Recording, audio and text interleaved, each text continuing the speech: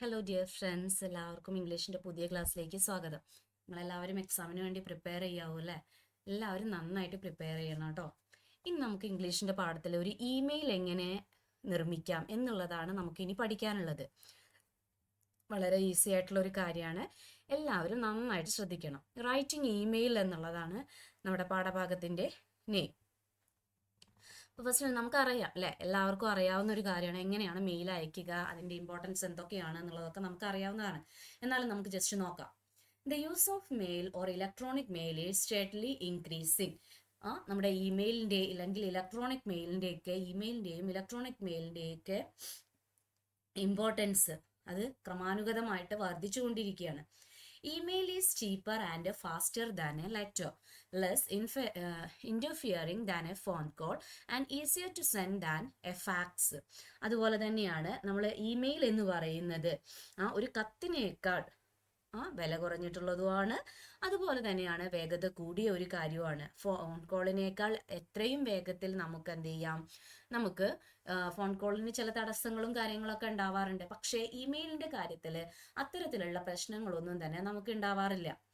For example, if you send an email from India to firm in America, they will get it immediately. പെട്ടെന്ന് തന്നെ എന്ത് ചെയ്യാൻ കഴിയും, നമ്മൾ ഇന്ത്യയിൽ നിന്ന് അമേരിക്കയിലെ ഒരു സ്ഥാപനത്തിലോട്ട് നമ്മൾ ഈ ഇമെയിൽ അയക്കുകയാണെങ്കിൽ അത് അവർക്ക് പെട്ടെന്ന് തന്നെ ക്യാച്ച് ചെയ്യാൻ കഴിയും. ദെൻ നെക്സ്റ്റ് എന്താണ് പറയുന്നത് ഒന്ന് നോക്കൂ. ആദ്യം നമുക്കൊരു ഓവറോൾ ഐഡിയ തന്നു എന്ന് മാത്രം. What makes email different? എന്താണ് ഇമെയിലുകൾ ഇമെയിലിനെ വ്യത്യസ്തമാക്കുന്നത് എന്താണ്? Electronic communication is fundamentally different from paper based communication because of its speed and broadcasting ability. Electronic കമ്മ്യൂണിക്കേഷനെ പേപ്പറിൽ നിന്നും വ്യത്യസ്തമാക്കുന്നത് അതിൻ്റെ സ്പീഡും ബ്രോഡ്കാസ്റ്റിംഗ് എബിലിറ്റിയുമാണ്. On paper, it is essential to make everything clear because your audience may not have chance to ask for clarification. നമ്മൾ എന്ത് ചെയ്യും, പേപ്പറിലാണ് നമ്മൾ നമ്മുടെ വിവരങ്ങൾ എഴുതി കൊടുക്കുന്നത് എന്നുണ്ടെങ്കിൽ അത് കിട്ടുന്ന ആൾക്ക് ക്ലാരിഫിക്കേഷൻ നടത്താനുള്ള ബുദ്ധിമുട്ടുണ്ടായിരിക്കും. പക്ഷേ ഇമെയിലിൻ്റെ കാര്യത്തിൽ അങ്ങനെയല്ല. Receiver can ask question immediately. പെട്ടെന്ന് തന്നെ എന്ത് ചെയ്യാൻ കഴിയും, അയാളുടെ സംശയങ്ങൾ അയാൾക്ക് പറഞ്ഞ് തീരുമാനമെടുക്കാനുള്ള അവസരം കിട്ടുകയാണ്. Email tends to be loosely structured like conversation. This has its advantage. You save time and effort. അതിന് പെട്ടെന്ന് തന്നെ അതിൻ്റെ കമ്മ്യൂണിക്കേഷൻ്റെ സ്ട്രക്ചർ വ്യക്തമാകുന്നുണ്ട്. സോ അത് നമ്മുടെ മെയിലിന് അതിൻ്റെ ഒരു അഡ്വാൻറ്റേജ് ആണ്. കാരണം നമുക്ക് ടൈം ആൻഡ് എഫേർട്ട് എന്ത് ചെയ്യാണ്, സേവ് ചെയ്യാൻ കഴിയാണ്.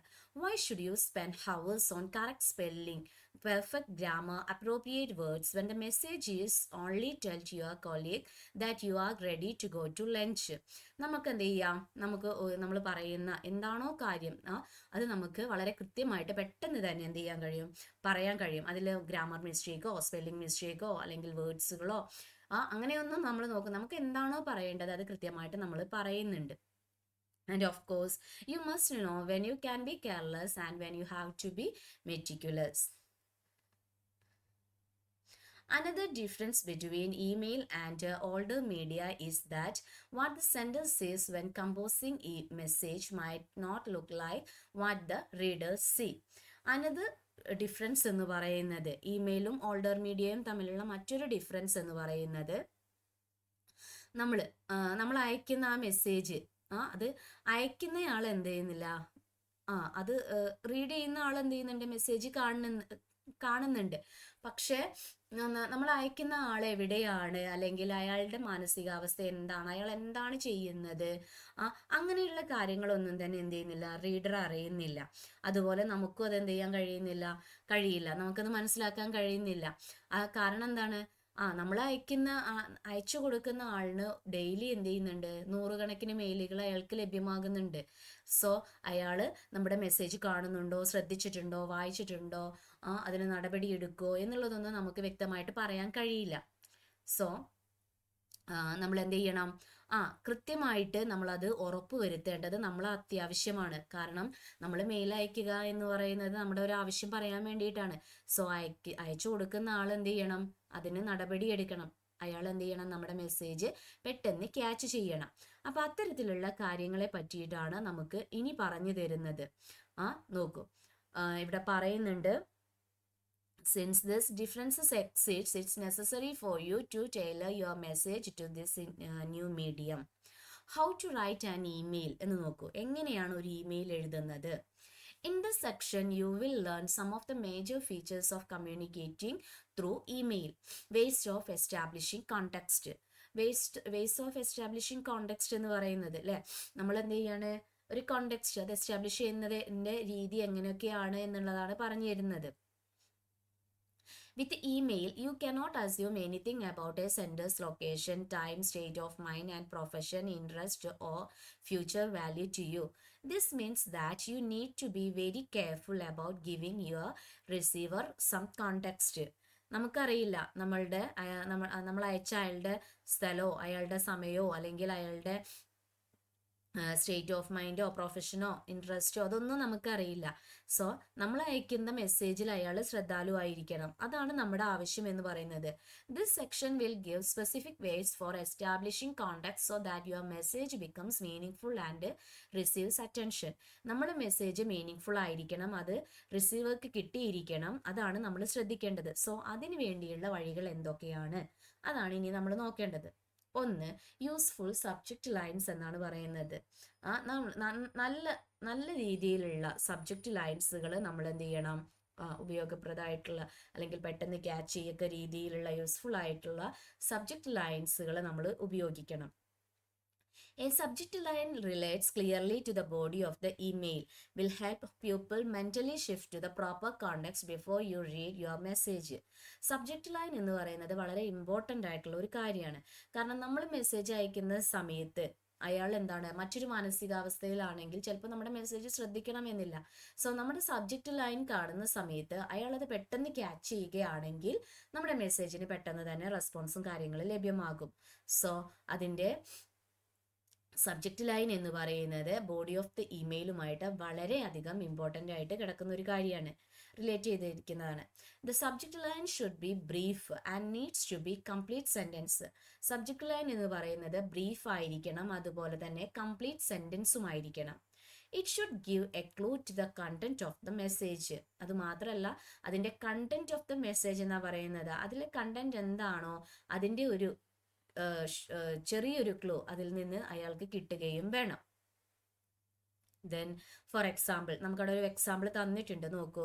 Subject book order, teacher training, dear mister Mishra, please send one copy of the following COP titles by 26 March latest. അപ്പോൾ അദ്ദേഹം അവിടെ കൊടുത്തിരിക്കുന്ന ആ ഒരു പകർപ്പ് നോക്കൂ. കപ്പ് ടൈറ്റിൽസുകൾ അല്ലേ, എന്താണ്, ടീച്ചർ ട്രെയിനിങ്ങിനുള്ളതാണ്, അധ്യാപക പരിശീലനത്തിലുള്ള പുസ്തക ഓർഡറാണ് കൊടുക്കുന്നത്. അപ്പോൾ അതെങ്ങനെയാണ്, അത് നന്നായിട്ട് എന്ത് ചെയ്തിട്ടുണ്ട്, വലുതാക്കി കൊടുത്തിട്ടുണ്ട്. അപ്പോൾ എന്തിനെ പറ്റിയിട്ടാണ് എന്നുള്ളത് എന്ത് ചെയ്യുന്നുണ്ട്, അവിടെ കൃത്യമായിട്ട് പറയുന്നുണ്ട്. നമ്മുടെ താഴെ പറയുന്ന കപ്പ് ടൈറ്റിലുകളുടെ ഒരു പകർപ്പ് March 16 എന്ത് ചെയ്യണം, അയക്കണം എന്നാണ് പറയുന്നത്. Here the subject line summarizes most important details of the message. നമുക്ക് തന്നിരിക്കുന്ന സബ്ജക്റ്റ് ലൈൻ നമ്മുടെ മെസ്സേജിന്റെ ഏറ്റവും പ്രധാനപ്പെട്ട വിശദാംശങ്ങൾ വിവരിക്കുന്നതാണ്. If your message is in response to another piece of email, preface the subject line with RE or RE, അല്ലെ, regarding എന്നാണ്.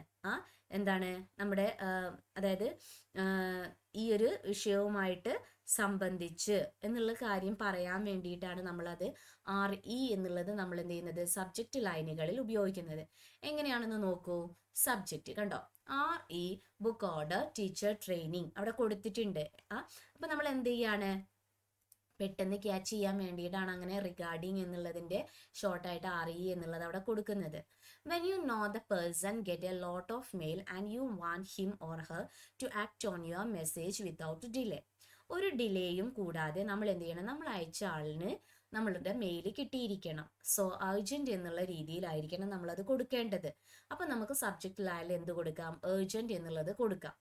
Then if you are offering non-urgent information that requires no response from the other person, prefacing the subject line with the FYI for your information is not a bad idea, as in നമുക്ക് എന്ത് ചെയ്യാം, നമ്മുടെ message അയാൾ പെട്ടെന്ന് കാണണം.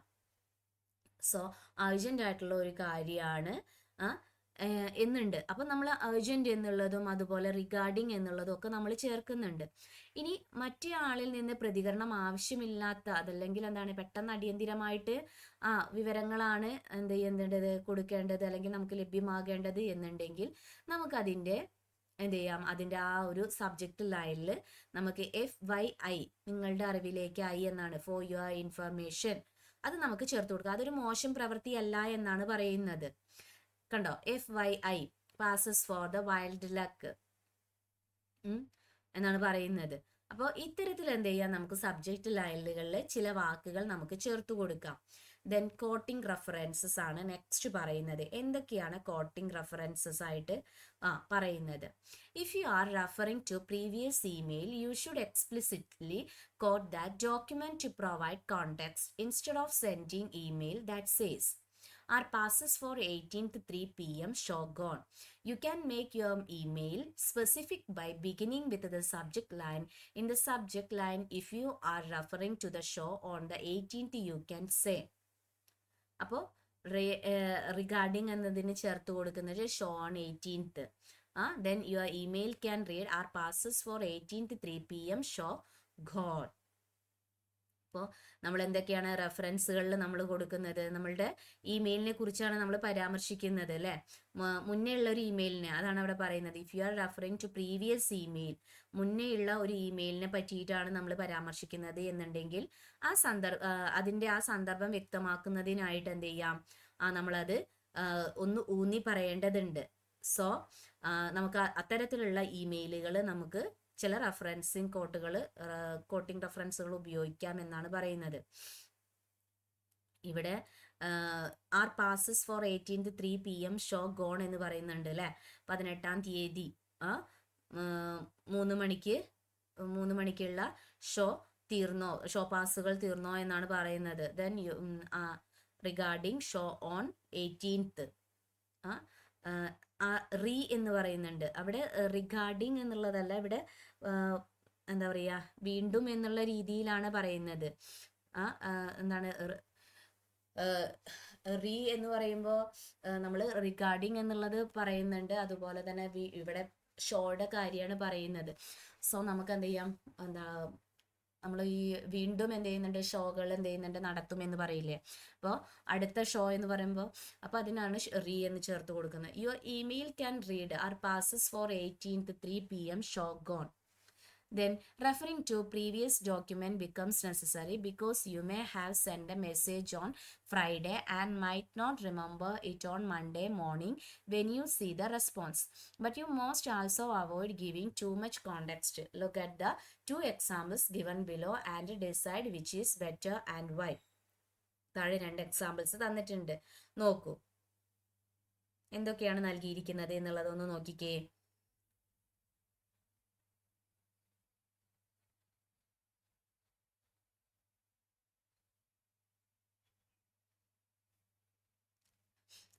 Referring to previous document എന്ന് പറയുന്നത് becomes necessary because you may have sent a message on Friday and might not remember in Monday morning when you see the response. നമ്മൾ എന്താണ്, വെള്ളിയാഴ്ച ഫ്രൈഡേ ആണ് നമ്മൾ മെസ്സേജ് അയച്ചത്, എന്നിട്ട് തിങ്കളാഴ്ച രാവിലെയും പ്രതികരണം ഇല്ല. അപ്പോഴാണ് you may have message on Friday and might not remember it on Monday morning. നമുക്ക് എന്ത് ചെയ്യുന്നില്ല, ഓർമ്മ വരുന്നില്ല. പെട്ടെന്നാണ് നമുക്കത് ഓർമ്മ വരുന്നത്. അപ്പം നമ്മൾ എന്ത് ചെയ്യാണ്, മുന്നേയുള്ള മെസ്സേജിലോട്ട് പോവുകയാണ്. സോ അത്തരത്തിലുള്ള അവസ്ഥകൾ നമുക്ക് വരുമ്പോൾ എന്താണ് റിപ്ലൈ കൊടുക്കേണ്ടത് എന്നുള്ളത് നമുക്ക് അറിയില്ല. അപ്പം നമ്മൾ എന്ത് ചെയ്യണം, മുന്നേയുള്ള കാര്യങ്ങളൊക്കെ പരിശോധിക്കുകയാണ്. സോ അത്തരത്തിലുള്ള പരിശോധനകൾക്ക് മുന്നേ നമ്മൾ ഇങ്ങനെയാണ് നമ്മൾ മെസ്സേജ് കൊടുക്കുന്നത് എന്നുണ്ടെങ്കിൽ നമുക്ക് എന്ത് ചെയ്യാൻ കഴിയും, അത്തരത്തിലുള്ള സിറ്റുവേഷൻസ് നമുക്ക് ഉപയോഗിക്കാം. നോക്കൂ, I have talk to Rakesh about price quoted by BPL. He thinks it's too high. Neha promised to contact HL and LG. Any news? What do I do now? അപ്പോൾ ഞാൻ രാകേഷിനോട് സംസാരിച്ചു, BPLൻ്റെ പ്രൈസ് കോട്ടഡ് ബൈ BPL, അതിൻ്റെ വില. He thinks, അയാൾ കരുതുന്നു. പിന്നെന്താണ്, it's too high. He thinks it's too high, എന്താണ്, അത് കൂടുതലാണെന്ന് കരുതുന്നു. Neha promised to contact HL and LG. Neha എന്ത് ചെയ്തിട്ടുണ്ട്, പ്രോമിസ് ചെയ്തിട്ടുണ്ട് LG HCLുമായിട്ട് കോണ്ടാക്ട് ചെയ്യാൻ. ഇനി ന്യൂസ്, മറ്റെന്തെങ്കിലും ന്യൂസ് ഉണ്ടോ, what do I do now, ഞാൻ ഇപ്പോൾ എന്ത് ചെയ്യണം എന്നൊക്കെയാണ് അതിൽ മെസ്സേജിൽ കൊടുത്തിരിക്കുന്നത്. അതേപോലെ Rakesh has BP quotation compare it with those of HL and LG available with Neha respond with the line of action. അപ്പം എന്താണ് ഇവിടെ LG എന്നിവ ലഭ്യമാണ്. പിന്നെ response with the line of action എന്നാണ് പറയുന്നത്, റെസ്പോൺസ് ചെയ്യാനാണ് പറയുന്നത്. The second is better because it is shorter than is action oriented. It tells the receiver precisely what he should do. രണ്ടാമത്തേതാണ് എന്ത് ചെയ്യുന്നത്, ഒന്നിനേക്കാൾ ബെറ്റർ ആയിരിക്കുന്നത്. കാരണം അതെന്താണ്,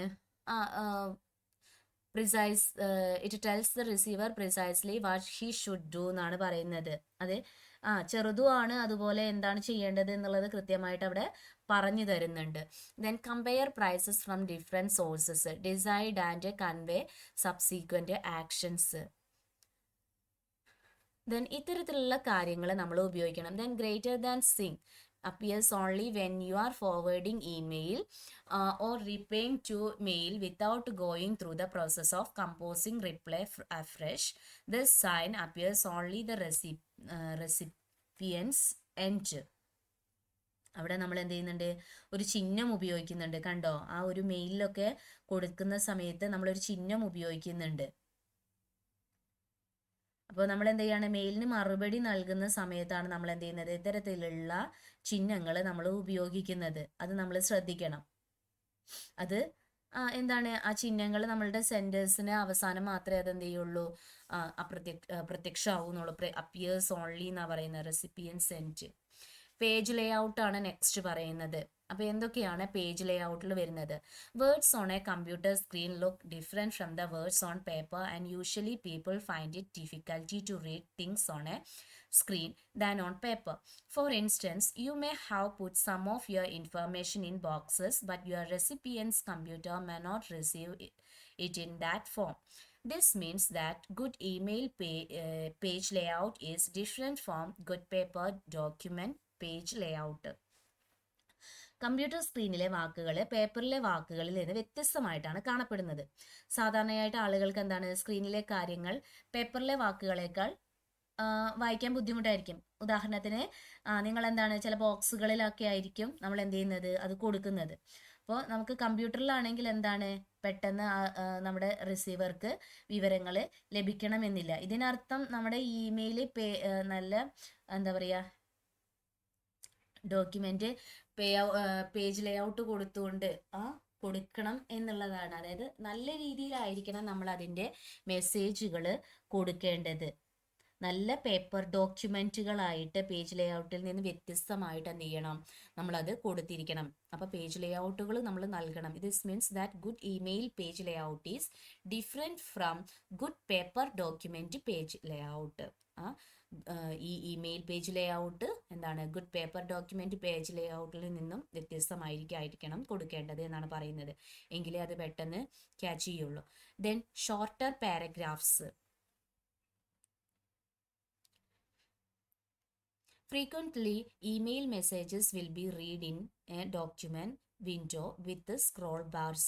It is difficult to read a very long paragraphs because half of it will be outside the screen.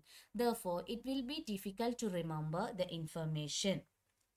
പലപ്പോഴും നമ്മൾ എന്താണ്, ഇമെയിലിൽ മെസ്സേജുകൾ സ്ക്രോൾ ബാറുകളൊക്കെ ഉപയോഗിച്ചുകൊണ്ട് ചിലപ്പോൾ നമുക്ക് വായിക്കേണ്ടി വരും. അപ്പോൾ നമ്മൾ എന്ത് ചെയ്യരുത്, വലിയ നീണ്ട ഒരു പാരഗ്രാഫ് ഒന്നും നമ്മൾ കൊടുക്കാൻ നിൽക്കരുത്. അത് പ്രയാസകരമായിരിക്കും. ഇപ്പോൾ സ്ക്രീനിന് പുറത്തായിട്ടായിരിക്കും ബാക്കിയുള്ളതൊക്കെ ഉണ്ടാവുക. അപ്പോൾ നമുക്ക് എന്ത് ചെയ്യണത്, സ്ക്രോൾ ചെയ്ത് ഇങ്ങനെ വായിക്കേണ്ടി വരും. സോ നമുക്ക് എന്ത് ചെയ്യണം, ഷോർട്ടായിട്ടുള്ള പാരഗ്രാഫുകളായിരിക്കണം നമ്മൾ കൊടുക്കേണ്ടത്. Then line length. Most softwares that read mail do not automatically wrap, that is adjust what words go on what line. This means that if there is a mismatch between your softwares and your correspondence in how they wrap line, your correspondent may end up with a message that does not look good, especially in formal business communications. നോക്കൂ എന്തൊക്കെയാണ് പറയുന്നത് എന്നുള്ളത്. Mail വായിക്കുന്ന സമയത്ത് നമ്മൾ പല സോഫ്റ്റ്വെയറുകളും നമ്മൾ എന്ത് ചെയ്യുന്നുണ്ട്, ഉപയോഗിക്കുന്നുണ്ട്. ഏത് വരിയിൽ ഏതൊക്കെ വാക്കുകളാണ് ചേർക്കേണ്ടത്, ക്രമീകരിക്കേണ്ടത് എന്നുള്ളതൊക്കെ നമ്മൾ നോക്കേണ്ടതുണ്ട്. അപ്പോൾ വരികൾ എന്ത് ചെയ്യേണ്ടി വരും, റാപ്പ് ചെയ്യുന്ന രീതിയിൽ പൊരുത്തക്കേടുകൾ എന്തെങ്കിലും പ്രശ്നങ്ങളൊക്കെ ഉണ്ടെങ്കിൽ നമ്മൾക്ക് നല്ലതായിട്ട് നമ്മൾ കൊടുക്കുന്ന മെസ്സേജുകൾ എന്താവില്ല, കൃത്യതയുള്ളതായിരിക്കില്ല. അപ്പോൾ അത് തെറ്റായിട്ട് എന്ത് ചെയ്യും, നമുക്ക് മെസ്സേജ് ലഭിക്കും. സോ നമ്മളത് കൃത്യമായിട്ട് ശ്രദ്ധിക്കണം. If a line is longer than 76 characters, anything typed including a space is a character. It is split after the 75th character and the line ends an equal sign. ഒരു വരിയിൽ എന്താണ് 76 ക്യാരക്ടേഴ്സിൽ കൂടുതലാണെങ്കിൽ എന്ത് ചെയ്യണം, നമ്മളൊരു സ്പേസ് ഒക്കെ കൊടുക്കാറുണ്ട് അല്ലേ. അപ്പം നമ്മൾ എന്ത് ചെയ്യണം, അത് 75ാമത്തെ ഒരു ക്യാരക്ടർ അതിന് ശേഷം നമ്മൾ എന്ത് ചെയ്യണം, അതൊന്ന് സ്പേസ് കൊടുത്തുകൊണ്ട് അല്ലെങ്കിൽ എന്തെങ്കിലും ചിഹ്നങ്ങൾ കൊടുത്തുകൊണ്ട് അത് അവസാനിപ്പിക്കണം എന്നാണ് പറയുന്നത്. Then some email reading software can automatically reconstruct your message, but others may complete change the alignment. You should try to keep your lines under 70 characters long. Why 70 and not say 76? Because you should leave a little room for the identification or quote marks your correspondents may want if they need to quote pieces of your message in their reply. എന്തൊക്കെയാണ് നമ്മൾ എന്ത് ചെയ്യണം, അപ്പോൾ അതിലെ characters എത്രത്തോളം ഉണ്ട് എന്നുള്ളത്, ഓരോ വരിയിലും എത്രത്തോളം ഉണ്ട് എന്നുള്ളത് നമ്മൾ ശ്രദ്ധിക്കണം. 70 ക്യാരക്ടേഴ്സിനെങ്കിലും നമ്മൾ എന്ത് ചെയ്യണം, ഒരു നിങ്ങളുടെ വരിയിൽ അല്ലെങ്കിൽ നമ്മൾ നിർത്താൻ വേണ്ടിയിട്ട് ശ്രമിക്കണം. കാരണം 70, 76 എന്നൊക്കെ പറയുമ്പോൾ ഒരുപാട് ക്യാരക്ടേഴ്സ് അതിൽ വരുന്നുണ്ട്. അപ്പോൾ നമ്മൾ കൊടുക്കുന്നത് നമുക്ക് കൃത്യമായിരിക്കണം. നമ്മുടെ മറുപടികളിലും നമ്മുടെ മെസ്സേജുകളിലും അത് കൃത്യമായിട്ടായിരിക്കണം, അല്ലെങ്കിൽ നമ്മുടെ മെസ്സേജുകൾക്ക് പ്രശ്നങ്ങൾ വരും. Then clear and precise prose എന്നാണ് പറയുന്നത്. വ്യക്തവും കൃത്യവുമായിരിക്കണം. Keep everything short, keep your line short, keep your paragraph short and keep the message short. എല്ലാം നമ്മൾ ഷോർട്ടായിട്ടായിരിക്കണം, ലൈനും അതുപോലെ തന്നെ പാരഗ്രാഫുകളും മെസ്സേജുകളും എല്ലാ കാര്യങ്ങളും നമ്മൾ ഷോർട്ടായിട്ടായിരിക്കണം നൽകേണ്ടത്. If your correspondents want more information they can ask for it. Also note that some of your correspondents may have limits on how much disk space their email can use. അപ്പോൾ നമുക്ക് എന്ത് ചെയ്യണം, നമുക്ക് നമ്മുടെ മെസ്സേജുകളെല്ലാം നമ്മൾ ചെറുതാക്കിയിട്ട് നമ്മൾ വിവരങ്ങൾ കൈമാറണം. അവർക്ക് എന്തെങ്കിലും കൂടുതലായിട്ട് ആവശ്യമുണ്ടെന്നുണ്ടെങ്കിൽ അവർക്ക് ആവശ്യപ്പെടാം. സോ നമുക്ക് ആ സമയത്ത് എന്ത് ചെയ്യാം, നമുക്ക് അത് കൊടുക്കാൻ കഴിയും. അപ്പോൾ നമ്മൾ അത്തരത്തിലുള്ള കാര്യങ്ങൾ നമ്മൾ ശ്രദ്ധിക്കണം. If you are sending a report to many people then you may need to put more details into the mail so that you aren't flooded with questions from everyone on the recipient's list. You should ask yourself carefully if all the people really need to be on the list.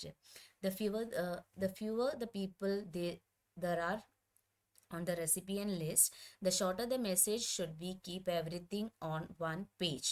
In most cases, this means 25 lines of text. People usually use short forms when sending email. Here are a few of them. ആളുകൾ mail അയക്കുന്ന സമയത്ത് ചില short ഫോമുകൾ ഉപയോഗിക്കാറുണ്ട്. അപ്പോൾ അതെന്തൊക്കെയാണ് എന്നുള്ളതൊന്ന് നോക്കൂ.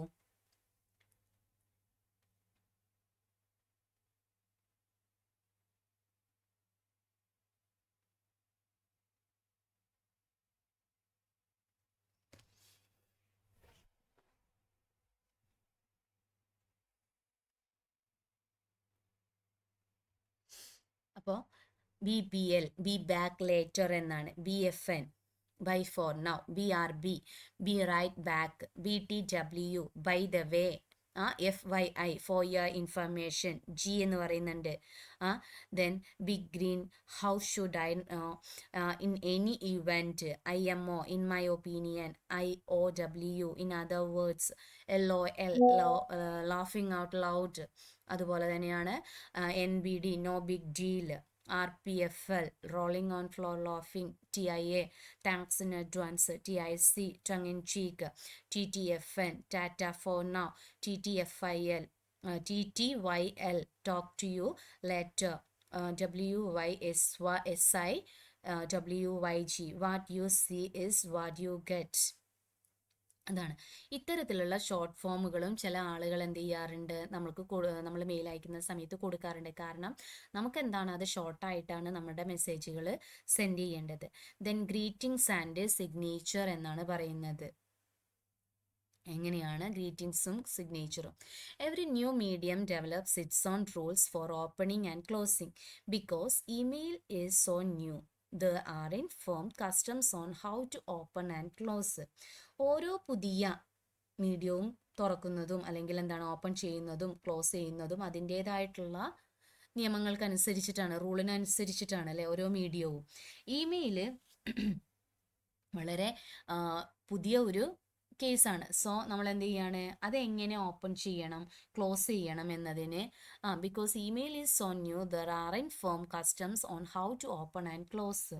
അതിന് കർശനമായിട്ടുള്ള ആചാരങ്ങളൊന്നും ഇല്ല. അതിന് ഇത്തരത്തിൽ തുറക്കാൻ പാടുള്ളൂ അല്ലെങ്കിൽ ഓപ്പൺ ചെയ്യാൻ പാടുള്ളൂ, അടയ്ക്കാൻ പാടുള്ളൂ എന്നുള്ളതൊന്നുമില്ല. Then most often start with the dear and close with the regards or thanks and your signature. In the USA, they often begin with a hi. Many people do not give either salutation or a signature because the addressing information is part of an email message. The email message itself says who it is to and from. മിക്കപ്പോഴും നമ്മളത് start ചെയ്യുന്നത്, open ചെയ്യുന്നത് എങ്ങനെയായിരിക്കും, dear എന്നൊക്കെ ആയിരിക്കും അല്ലേ. പിന്നെ regards എന്നുള്ള വാക്ക് ഉപയോഗിക്കും, താങ്ക്സ് എന്നുള്ളത് ഉപയോഗിക്കാറുണ്ട്. പലപ്പോഴും USA ഹായ് എന്ന് തുടങ്ങുന്നുണ്ട്. അപ്പോൾ ഇത്തരത്തിലുള്ള സല്യൂട്ടേഷനോട് കൂടിയിട്ട് അല്ലെങ്കിൽ എന്താ പറയുക, സൈനോട് കൂടിയിട്ടൊക്കെ നമുക്ക് എന്ത് ചെയ്യാം, മെസ്സേജുകൾ സ്റ്റാർട്ട് ചെയ്യാവുന്നതാണ്. All the same it is good to have greetings and signature. Many email programs allow you to set up default signature to be included at the end of every message. Many people use these signatures as an easy way to give their name and alternate ways of reaching them. For example എന്ന് പറഞ്ഞിട്ട് അവിടെ കൊടുത്തിട്ടുണ്ട്. എന്തൊക്കെയാണ്, നമ്മൾ എന്തായാലും നമ്മളുടെ ഗ്രീറ്റിംഗ്സും സിഗ്നേച്ചറൊക്കെ അതിൽ കൊടുക്കുക എന്ന് പറയുന്നത് വളരെ നല്ല ഒരു കാര്യമാണ്. ഓരോ പ്രോഗ്രാമുകളും അല്ലെങ്കിൽ ഓരോ മെസ്സേജുകളും അതിൻ്റെ മെസ്സേജിൻ്റെയും അവസാനത്തിൽ ഇത്തരത്തിലുള്ള സയൻസുകൾ നമ്മൾ കൊടുക്കുമ്പോൾ എന്ത് ചെയ്യും, അത് പെട്ടെന്ന് തന്നെ അത് കിട്ടുന്ന ആൾക്ക് അതൊരു നമ്മളുടെ മെസ്സേജിനൊരു വാല്യൂ അവർ നൽകും. സോ നമുക്ക് ഗ്രീറ്റിംഗ്സുകളും അല്ലെങ്കിൽ സിഗ്നേച്ചേഴ്സും നമുക്ക് എന്താണ് ഇമ്പോർട്ടൻ്റ് ആയിട്ടുള്ള ഒരു കാര്യമാണ്. ഇപ്പോൾ ഇവിടെ നോക്കൂ, ആൻ്റണി ജോൺ കുന്നൻ, ദെൻ അസോസിയേറ്റ് എന്നുള്ളത് professor TESOL program king hall എന്ന് പറഞ്ഞു കൊടുത്തിട്ടുണ്ട്. ദെൻ മറ്റുള്ള വിവരങ്ങളും അവിടെ കൊടുത്തിട്ടുണ്ട്. എല്ലാം എന്താണ് കൃത്യമായിട്ടുള്ള കാര്യങ്ങളാണ് കൊടുത്തിട്ടുള്ളത്. ഇതെല്ലാം വേണ്ടതാണോ, necessary information is necessary with a particular message എന്നാണ് പറയുന്നത്. ആവശ്യമാണോ എന്നുള്ളത് നമ്മളാണ് തീരുമാനിക്കേണ്ടത്. നമുക്ക് എന്ത് ചെയ്യാം, വലിയൊരു വരിയിൽ എന്ത് ചെയ്യാം, നമുക്ക് ഇത്തരത്തിലുള്ള കാര്യങ്ങളെല്ലാം നമുക്ക് കൊടുക്കാൻ പറ്റുന്ന ഒരു കാര്യമാണ്. ആവശ്യമായിട്ടുള്ള കാര്യങ്ങളെല്ലാം ചേർത്തുകൊണ്ട് നമുക്ക് എന്ത് ചെയ്യാം, കൊടുക്കാം. ദെൻ ഐഡൻറ്റിഫിക്കേഷൻ എന്നാണ് പറയുന്നത്. It is important to identify yourself especially when you are email a stranger. Your email must answer the question that will come to the receiver's mind. നമ്മളെന്താണ് കൊടുക്കുന്ന ഇമെയിലിന് അല്ലേ, ഐഡൻറ്റിഫിക്കേഷൻ എന്നാണ് പറയുന്നത്. നമുക്ക് സ്ട്രേഞ്ച് ആയിട്ടുള്ള ഒരാൾക്ക് നമ്മൾ ഇമെയിൽ അയക്കുന്ന സമയത്ത് എന്താണ് നമ്മളത് തിരിച്ചറിയണം. അത് ഇമ്പോർട്ടൻ്റ് ആയിട്ടുള്ള ഒരു കാര്യമാണ്. സോ അയാൾ എന്താണ് your email must answer the question that will come to the receiver's mind. ആ റിസീവേഴ്സിൻ്റെ മനസ്സിൽ വരുന്ന ചോദ്യങ്ങൾക്ക് ഉത്തരം നൽകുന്നതായിരിക്കണം എന്ന് പറഞ്ഞാൽ. How did she find out about me, എന്നെക്കുറിച്ച് എങ്ങനെയാണ് കണ്ടെത്തിയത്. What does she want from me, എന്നിൽ നിന്ന് എന്താണ് അവർക്ക് അറിയേണ്ടത്. ഹൂ ഈസ് ഹി ഷീ, ആരാണ് അവർ അല്ലെങ്കിൽ അവൾ. Then why should I pay any attention to him or her, ഞാൻ എന്തിനാണ് അവരെ ശ്രദ്ധിക്കേണ്ടത്. It is best to put all identification information at the top instead of the bottom because your identity is an important clue to the context of the message. നമ്മുടെ മെസ്സേജിൻ്റെ ആ ഒരു കോണ്ടെക്സ്റ്റിനനുസരിച്ച് നമ്മുടെ identity പ്രധാന സൂചനയാണ് അവർക്ക് കൊടുക്കുന്നത്. If there is a problem with the transmission of the mail the end is much like to get lost than the beginning. നമ്മൾ മെയിൽ അയക്കുന്ന സമയത്ത് എന്തെങ്കിലും പ്രശ്നമുണ്ടെങ്കിൽ അതിൻ്റെ സ്റ്റാർട്ടിങ്ങിനേക്കാൾ അതെന്താണ് അതിൻ്റെ എൻഡിങ്ങിൽ അതിന് പ്രശ്നം വരാൻ സാധ്യതയുണ്ട്. If you don't establish quickly who you are, your correspondent may delete your message before he gets to the bottom എന്നാണ് പറയുന്നത്. നമ്മൾ മെയിൽ അയക്കുന്ന സമയത്ത് നമ്മൾ എന്ത് ചെയ്യണം, ഇത്തരത്തിലുള്ള കാര്യങ്ങൾ നമ്മൾ ശ്രദ്ധിക്കേണ്ടതാണ്. സോ നമ്മളത് നല്ല രീതിയിലായിരിക്കണം നമ്മൾ എന്ത് ചെയ്യേണ്ടത്, ആളിലേക്ക് എത്തിക്കേണ്ടത്. അപ്പോൾ അതിനുള്ള മാർഗ്ഗങ്ങളാണ് നമ്മൾ നോക്കേണ്ടത്. പെട്ടെന്ന് ക്യാച്ച് ചെയ്യുന്ന രീതിയിൽ ഷോർട്ടായിട്ടുള്ള പാരഗ്രാഫുകൾ കൊടുത്തിട്ടുകൊണ്ട്, അല്ലെങ്കിൽ സബ്ജക്റ്റ് ലൈനുകൾ ഉപയോഗിച്ചുകൊണ്ട്, അല്ലെങ്കിൽ എന്താണ് അതിന് വേണ്ട ഇൻഫർമേഷൻസ് മാത്രം അതിൽ ഉൾക്കൊള്ളിച്ചുകൊണ്ട്, മറ്റുള്ള കാര്യങ്ങളൊക്കെ പ്രത്യേക സൈനുകളും ഷോർട്ട് ഫോമുകളൊക്കെ ഉപയോഗിച്ചുകൊണ്ട് നല്ല രീതിയിൽ നമ്മളത് പെട്ടെന്ന് ക്യാച്ച് ചെയ്യക്കത്ത രീതിയിൽ നമ്മൾ സെൻറ്റേഴ്സിന് അത് കൊടുക്കണം. എങ്കിൽ മാത്രമാണ് നമുക്കത് പെട്ടെന്നുള്ള മറുപടി നമുക്ക് ലഭ്യമാവുള്ളൂ. അപ്പോഴേ നമുക്ക് ഇമെയിൽ നമുക്ക് എന്ത് ചെയ്യാൻ കഴിയുള്ളൂ, നമ്മുടെ ടൈമും അല്ലെങ്കിൽ എഫേർട്ടൊക്കെ നമുക്ക് ലാഭിക്കാൻ കഴിയുള്ളൂ. വാട്ട് യു ഹാവ് ലേൺ എന്ന് പറഞ്ഞിട്ട് കൊടുത്തിട്ടുണ്ട്. എന്തൊക്കെയാണ്? In this unit you have learn how email is different from older media to write a good email. ഈ ഒരു യൂണിറ്റിൽ എങ്ങനെയൊക്കെയാണ് ഇമെയിൽ എഴുതേണ്ടത്, അല്ലെങ്കിൽ എന്തൊക്കെയാണ് ഒരു നല്ല ഇമെയിലിൽ പറഞ്ഞു തരുന്നത്, മറ്റുള്ള ഓൾഡർ മീഡിയയുമായിട്ട് എങ്ങനെയാണ് ഇമെയിൽ ബന്ധപ്പെട്ടിരിക്കുന്നത്, എങ്ങനെയാണ് നല്ലൊരു ഇമെയിൽ എഴുതേണ്ടത് എന്നുള്ളതൊക്കെ ഇതിലൂടെ പറഞ്ഞു തരുന്നുണ്ട്. Provide your audience with adequate context, use meaning subject lines, quote the email to which you are responding. നമ്മൾ എന്ത് ചെയ്യണം, സബ്ജക്റ്റ് ലൈൻസുകൾ അത് നമ്മൾ കൃത്യമായിട്ട് കൊടുക്കണം. അതുപോലെ തന്നെ quote the email to which you are responding, നമ്മൾ